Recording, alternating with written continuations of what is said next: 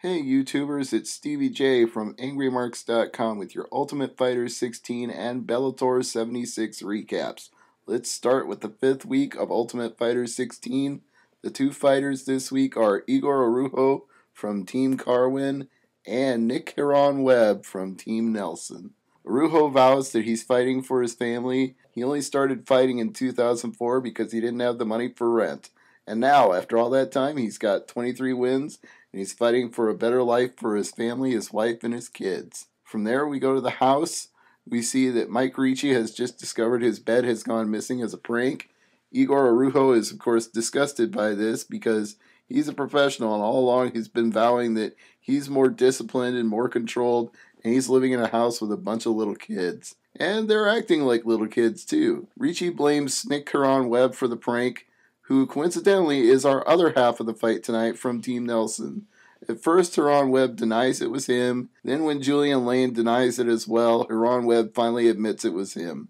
They have to climb up on top of the gazebo to get his mattress back down. After that, we see Herron-Webb training at the gym, and he calls his style nap jitsu. He also fights to prove Alaska is the best, and he says it's a great window of opportunity because a lot of people don't know that Alaska has that much MMA talent or that they're that disciplined. Big Country thinks that Nic Herron-Webb already has all the right tools, so they just work on some basic drills, and they're not worried about Araujo getting a submission. Herron-Webb says, Igor's got a black belt, but I feel like my jits will be enough to stop him and maybe even catch him in something. I'm going to show these guys why I deserve to be in the house.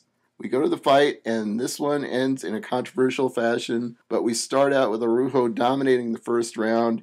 He goes for submissions right away off of a takedown, and Elliot Marshall from Team Carwin knows Portuguese and is fluent in it, so he's shouting out advice to him the whole time. Nelson is screaming at Herron-Webb to get out of it. He keeps yelling things out like, push on his hip and shrimp, half guard.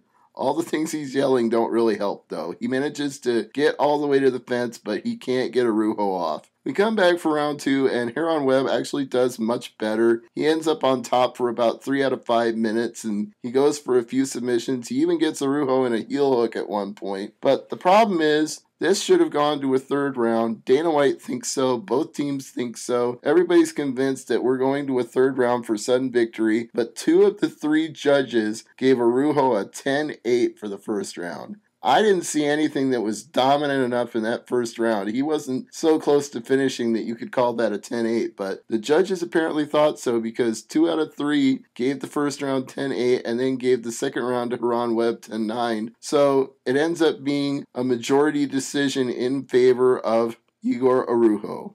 Dana White tells Nic Herron-Webb that he got screwed. Well, he uses more colorful language than that, but he really believes that Nic Herron-Webb got the short end of the stick here, that it should have gone to a third, and he even says that Araujo was gassing out at the end of R2, and if Herron-Webb had gotten the third round like he was supposed to, there was a very good chance he would have won that fight. Then on Bellator 76, we've got 4 featherweight quarterfinals and what is possibly the last fight of Eddie Alvarez in Bellator. Let's start with the first fight they showed on TV, and that was Jeremy Spoon versus Mike Rickman, and this one only went 23 seconds because Mike Rickman threw a head kick of death, and Jeremy Spoon was out. And even afterwards, when they gave him the post-fight interview with Jimmy Smith, he said, you better buy a lawn chair or a hammock because I'm going to lay people out. If he does more left head kicks like that, I'd have to agree with him. Second fight wasn't very long either. It was Akop Stepanian versus Wagner Fabiano. He got on an arm bar, and Stepanian was trying to prove he could get out of it or trying to prove he was tough. Shades of Vitor Belfort and John Jones here. Stepanian hung on way too long and should have tapped. He might have some arm damage here, but he finally tapped out at 3:24 of the first round. Our next fight in the featherweight quarterfinals actually took place earlier in the night. Cody Bollinger versus Shabulat Shamalaev. And this one didn't go very long either because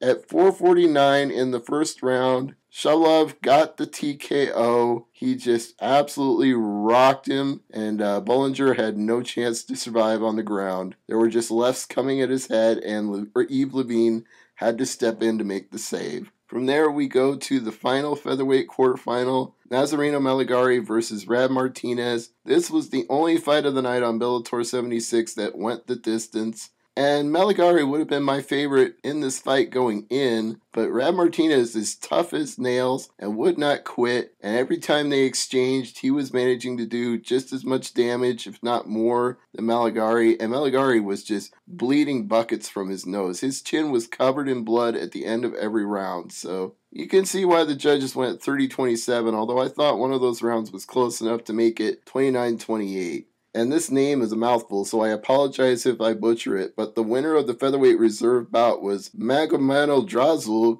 Kozbulev. Our main event, of course, was Eddie Alvarez versus Patricky Pitbull, the one fight everybody's waiting to see, Alvarez's final appearance in Bellator, probably before he goes to UFC. And this one was crazy in the first minute and a half because Alvarez dropped Patricky with a big left hand, and then Patricky immediately hit him with a big right and dropped him. You thought it might get to a second round, but late in the fight, with under 10 seconds left, Alvarez caught him with a head kick when he was leaning to one side and not looking, and that finished the fight. He threw a hand afterwards, but it was already over. 4:54 of the first round, Eddie Alvarez wins his Bellator swan song by knockout.